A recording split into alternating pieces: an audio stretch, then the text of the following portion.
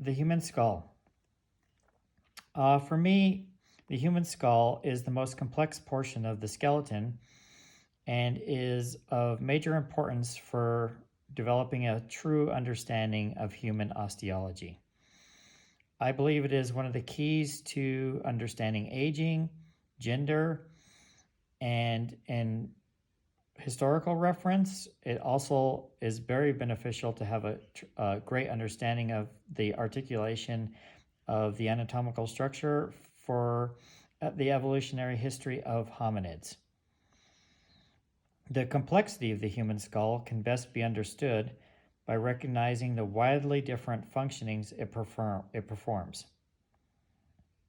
It forms the bony foundation that enables us to have our senses. For example, the sense of sight, smell, taste, and hearing.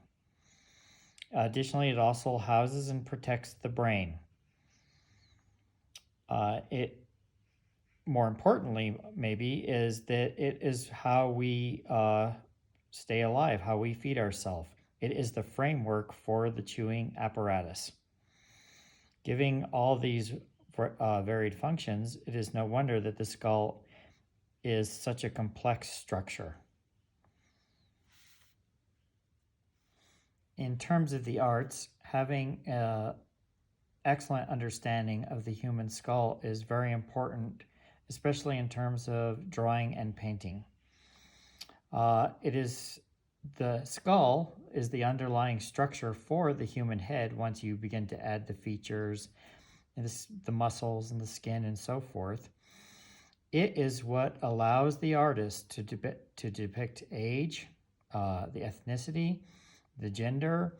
It can also convey feelings, emotion, the intellect of the model. All of those things require the knowledge and understanding of the articulation of the human skeleton. It's the foundation for the human head. Without that knowledge of the underlying form, the artist will always struggle with that.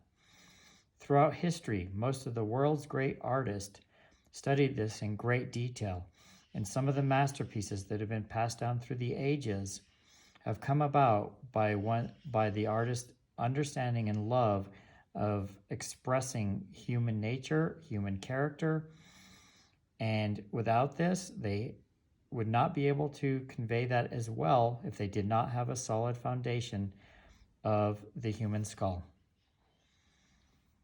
We'll begin this section here with the anterior view of the human skull. That is the front view of the human skull. This top section is the frontal bone. And there's actually two of these. These are the nasal bones. Then we drop down to this lower section just above our teeth. This is the maxilla, and it is made up of two separate bones. Then obviously we have our teeth, and then our lower jaw is the mandible. This area that forms our socket around here, this is known as the zygomatic bone. The human skull is held together by a series of sutures. All the bones, there are 22 bones in the human head. All of those bones, with the exception of the mandible, which is down here, the mandible works independent of the rest of the skull, but all the other bones in the skull are held together by sutures. They are sort of zipper-like shapes that are cartilaginous in nature when we are young or first born, and they, over the course of time, they will fuse together and they'll get harder. But that we'll be able to see some of the sutures a little clearer from some of the other angles. So just a couple other things here that are important to note is right here above the eye socket we have the superciliary arch, and that is the arch what our eyebrows sit on. And the eyebrows are useful to us because it helps to keep perspiration and sweat from dropping into our eyes. This little section in here is known as the glabella, where the zygomatic bone comes up here and connects to the frontal bone. There's a little area, you usually see this when you're drawing the portraits. is known as the temporal ridge, this little area right in here, and that's important. And then we have a few areas on the head. We have the mental foramen down here, and there's a couple other foramen up in here, a couple foramen up in that area. And the foramen allow veins, nerves, and things of that nature to come under the skin and helps with our the flow of blood and our senses and so forth. So we have those in that area as well. And I think from the front view, that's probably the core of what we can see. And next we'll turn this into the lateral view, the profile, so that we can look at some of those elements of the human skull. This is the lateral view of the human skull, the profile view. And we'll just quickly go over this. So here we can see from the side view, this is the frontal bone. This section here is the parietal bone. The section that we can see back in here is the occipital bone. We have the temporal bone. We have the sphenoid bone, the zygomatic bone, the maxilla. We see the nasal bone here right below the frontal bone and connecting with the maxilla. Then we have the teeth, and this lower section is the mandible. So remember that all of the bones of the human skull are connected by sutures, and you can clearly see the suture lines through here. We have many suture lines. And the exception being the mandible. The mandible is connected by a hinge joint, and it is movable. It enables us to eat and to chew. The section up here is the mental tubercle. And then again, we have the mental foramen, which we can see from here. And the back part of the mandible comes up here. And the hinge on this side, this is known as the condyloid process. And then we have the little section up here that is the coronoid process. And when we get back in here, we can now see here, this is the mastoid process. So this is important. This is where our sternocleidomastoid muscle connects. We have the external auditory meatus, which is our ear canal in here. Obviously, that's where our ear would be connected, and that's definitely an important landmark. And I believe that should sum up the majority of the profile view of the skull. And now we'll turn this quickly and just do a quick view from the posterior view of the human skull. So this is the posterior view of the human skull. And we see a little bit of the aerial view as well, but the majority of it is the posterior view, the back view of the head. We can see up here, both parts of there are two parietal bones. We can now see them both, and they are both connected through here with a suture. This is the sagittal suture. And we drop down, and we can now see the occipital bone. And there is a suture line that runs through here, and the suture line is connecting the occipital bone to the parietal bones, as well as the temporal bones that we see a little bit here on the side. And this is known as the lambdoid suture. In this lower section here of the occipital, we see the origin of the trapezius muscles, that they would have their origin right up in this area. I will tilt this slightly forward. There's a couple of things I just like to quickly point out here on the bottom. The large opening in here, that is the foramen magna. And we can now also see here the mastoid process that is on both sides of the temporal bone. The mastoid process, remember, that's where the major neck muscle, the sternocleidomastoid muscle, that's its origin would be in this area. So this is the foramen magna. That is where our spinal column enters our head. And if you notice, because we are bipedal, our vertebral column enters directly through the bottom of our head, the bottom of our skull. And most basically all the quadruped animals, you would find the foramen magna on the back side of the head, so that it enables them to function easier, more simple when walking on all fours. So that is the gist of the back portion of the skull. And now we'll move on to another section where we're going to go over different aspects and different parts of the skull, and we'll take some of this apart and put some of it back together. Now for the fun part. It's kind of a human Rubik's Cube of sorts. This is the didactic skull. We'll be able to take this apart to see multiple sections and see all of the bones of the human skull. There are 22 bones in total in the human skull. When we take this all apart, we'll be able to see different aspects and different sections that are directly related to the development of the human skull. When we look at this, we see the entire body framework fully combined, and that makes up what is known as the human skull. If we were to remove the lower mandible here, what we are left with now is the cranium.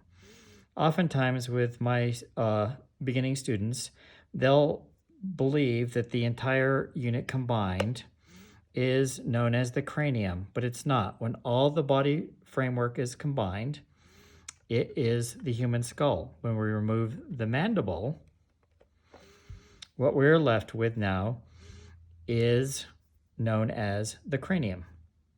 So there's a couple other sections to this that are important.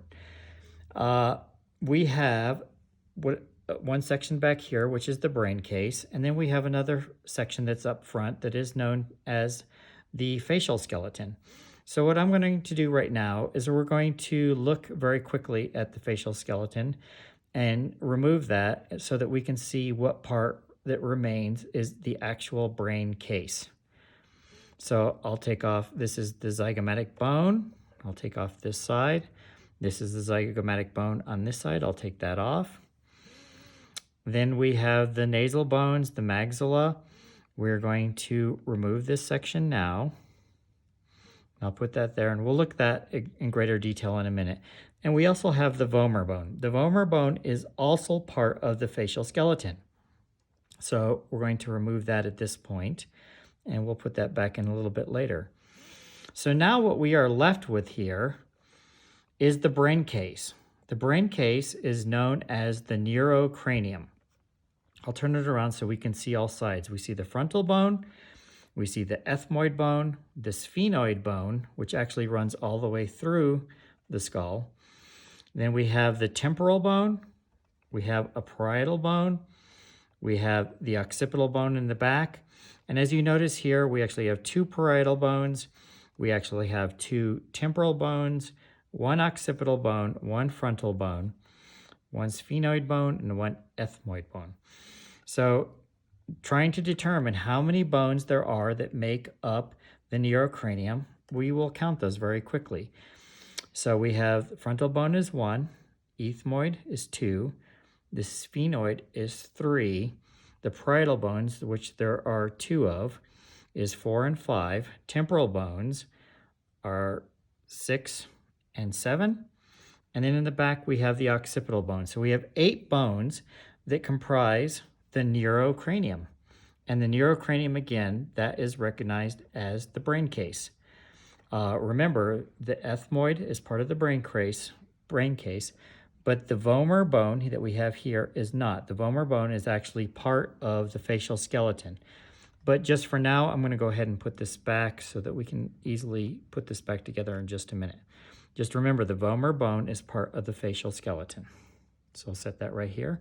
So now we'll look here at the viscerocranium, the facial skeleton. So we'll pull this apart very carefully. But first, let's look at this. So we can see the maxilla. There's 2 bones in the maxilla. The teeth run through here. The teeth are not bones. We have 2 maxilla bones. We have 2 nasal bones. You can see the lacrimal bone on the side of the nose, the lacrimal bone on the other side. And we'll carefully open this up so that you can see the inside.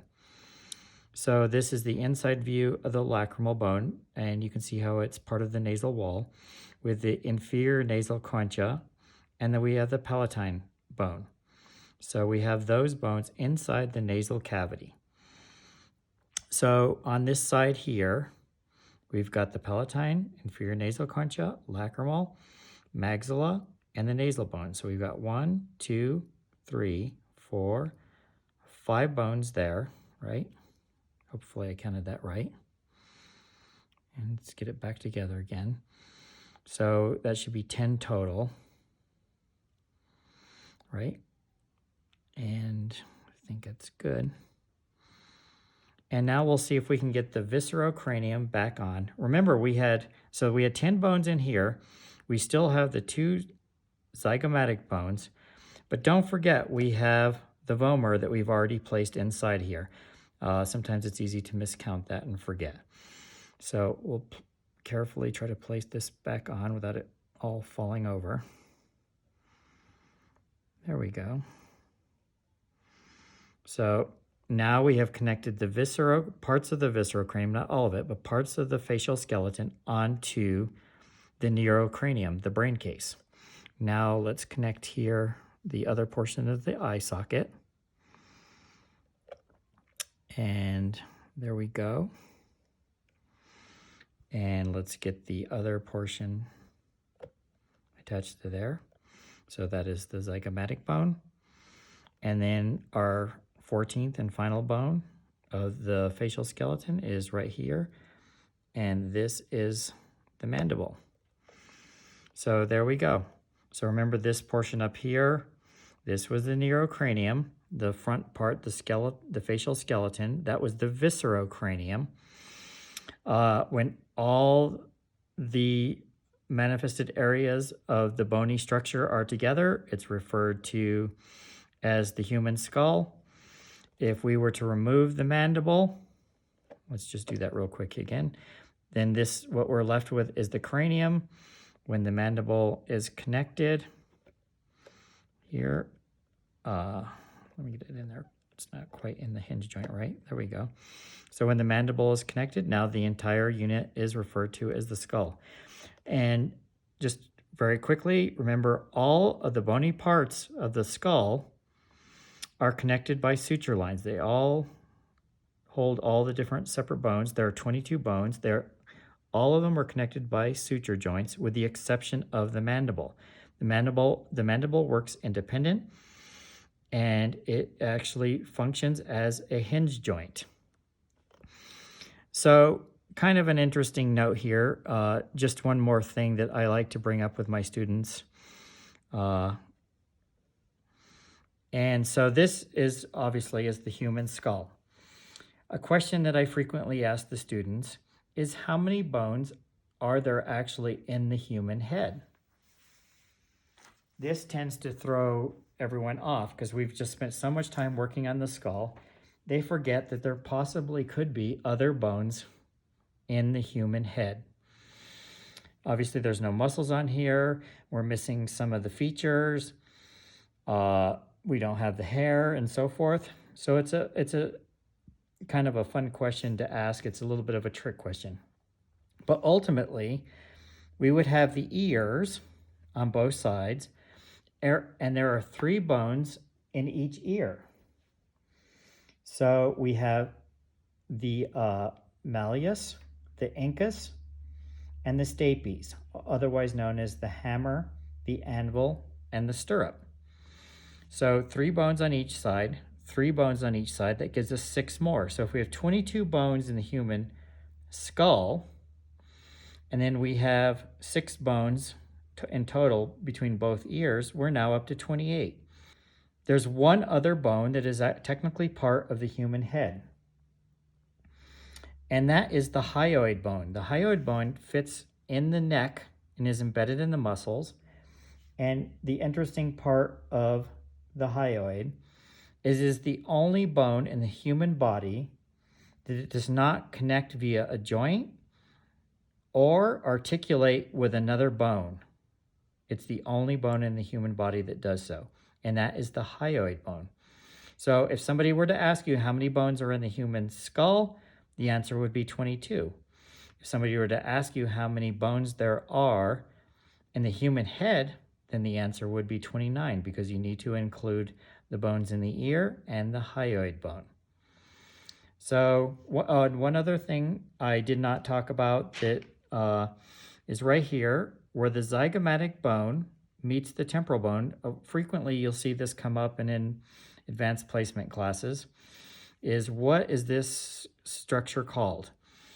If there's an arrow pointing just to this, it would be the zygomatic bone. If there's an arrow pointing just to this area, it's the temporal bone. But if there's something, an arrow that's pointed right into the middle, this is known as a zygomatic arch.